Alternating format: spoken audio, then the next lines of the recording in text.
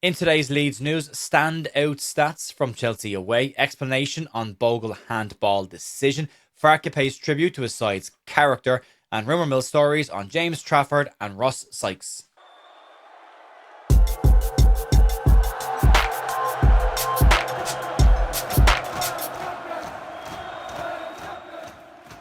Morning, folks. Welcome to the Leeds View for Wednesday, the 11th of February, with your Leeds United news. Hope you're all having a good morning. It's very nice after Leeds United got a point that felt very much like a win last night, considering everything else that happened around us last night and the breaking news this morning of Thomas Frank being sacked by Tottenham Hotspur. It's all a bit chaotic. There's also rumours that Sean Dyche is about to get sacked by Nottingham Forest as well, and I think Roberto De Zerbi becoming available from Marseille has kicked a couple of sides into action, and maybe, well, they're doing exactly what we did the season we went down, so hopefully, fingers crossed, it has the same impact. But there's a bit of stuff to get stuck in today, a lot of reaction from the game as well as some rumour mill stuff. The rumour mill stuff, as I've said before, we're just going to track the back page rumours around Leeds. Players potentially come to Leeds in the summer. We'll see if any of them actually turn out to be true come the summer. Also, the match reaction from last night is available on the channel. You can check that out if you want. It's available in audios as well. And we're going to be doing a Big Up match review over on bigup.com today about 3 o'clock. Myself, Big Lou and Dylan will be having a chat about the game last night. You can join us over there if you want to get a bit more of a conversation around that. We'll try and do them a little bit more often now that the transfer window is behind us. Let's crack on with today's news. We'll start off with the standout statistics from last night. Something we like to do after a Leeds United match, especially in midweek. But thanks to Andrew Stats Dalton, Johnny Cooper and LUFC Data for the information. We'll start off with some interesting points last night from the Leeds United game.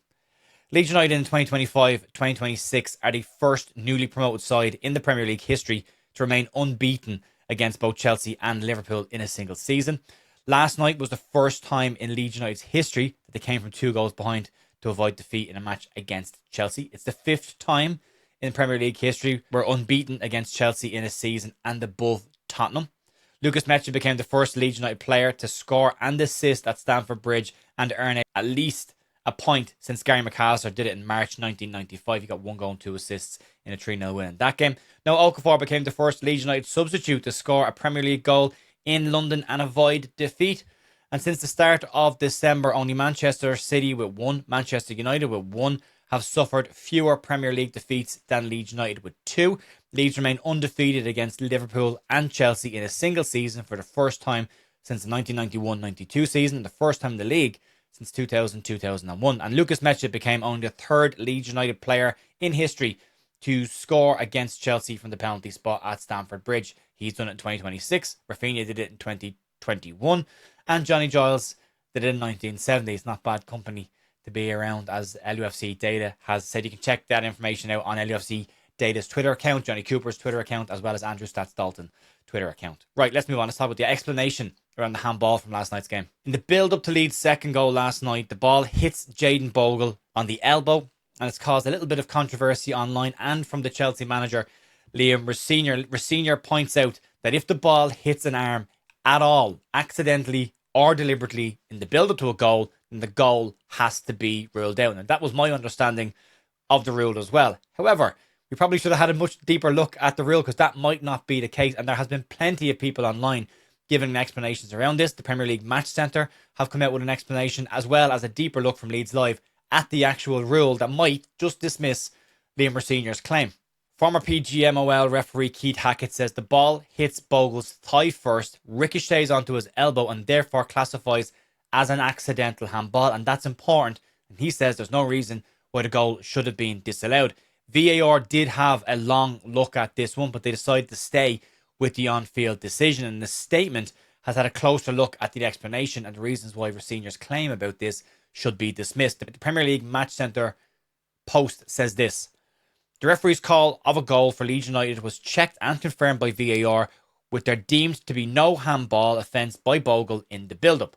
So that's the Match Centre's explanation of it. What does the rule actually state? Well, it says this: accidental handball is an offence if a player scores directly from or immediately after the ball touches their hand or arm. However, if the goal is not immediate, or if it's scored by a teammate, the accidental handball is not punished. That's really important information, because after it hits Bogle on the elbow accidentally, as Keith Hackett has said, a Chelsea player touches the ball, Lucas Mecha touches the ball, and Noah Okafor touches the ball. So the goal doesn't result directly or immediately after it has touched Jayden Bogle's arm. So therefore, an accidental handball is perfectly legal in this situation, and the goal absolutely should have stood. Now, the referee may have been card happy last night. Sean Longstaff will be very annoyed this morning, but at least he's got this decision right. It was a huge decision, a big call, and he's got it bang on the money according to the letter of the law. And maybe Liam Senior and me as well should have a deeper look at the rules before we comment online and publicly about that. But yeah, absolutely valid decision by the referee. Spot on. Well done. Let's move on. One thing that stands out about the current Leeds United side is the character of the side. Over the summer, Daniel Farke spoke at length about wanting to have the right characters in the dressing room, and it being a really big part of what their recruitment was looking for, and having the right attributes in the dressing room. And so far, it seems to be working out for the side pretty well. So far, Leeds have come from behind several times so far this season to earn points and get results, and the character has been a huge part of that. Outside of the Arsenal results, Leeds have been able to put it up to all the sides in this top six, and the traditional top six, as it were, before. Farke has spoken throughout the season about his side's belief in what they are doing and what they are capable of doing.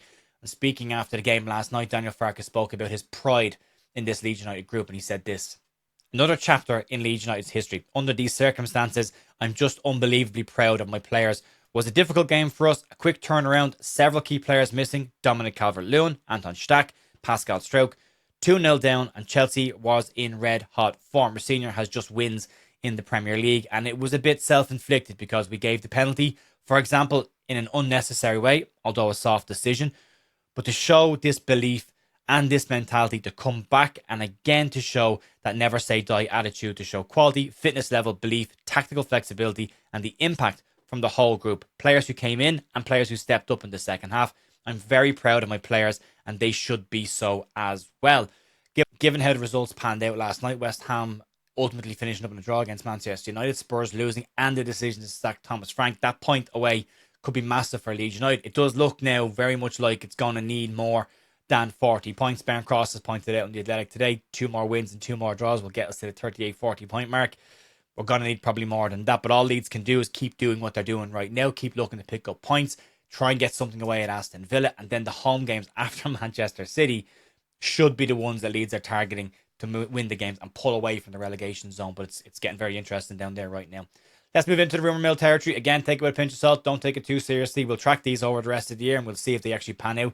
2 stories to get into today. The first one is James Trafford, and according to Team Talk earlier this month, as well as Fraser Fletcher, there's been more reports today. Football League World and several other outlets are also commenting on this today, and they say the Leeds are, as we've heard already earlier this year, are going to prioritise a goalkeeper this summer. And a new report states the Leeds have got concrete interest in Manchester City goalkeeper James Trafford and are looking at a £30 million offer for the player come this summer. Trafford has been limited to just cup appearances since the arrival of Rumour at Manchester City. He's become the first choice keeper, and he could be looking at a move away this summer. And Leeds are labelled as serious candidates to try and get his signature. Now, the thing with this should be pointed out, it's come from Team Talk and Football League World, and they've got a hit and miss track record, and that should be pointed out. But there will likely be plenty of interest in James Trafford. Newcastle, Villa, Spurs, Nottingham Forest are all set to also be interested in him. So where the cards fall at the end of this season, where everybody is, might be a determining factor in this.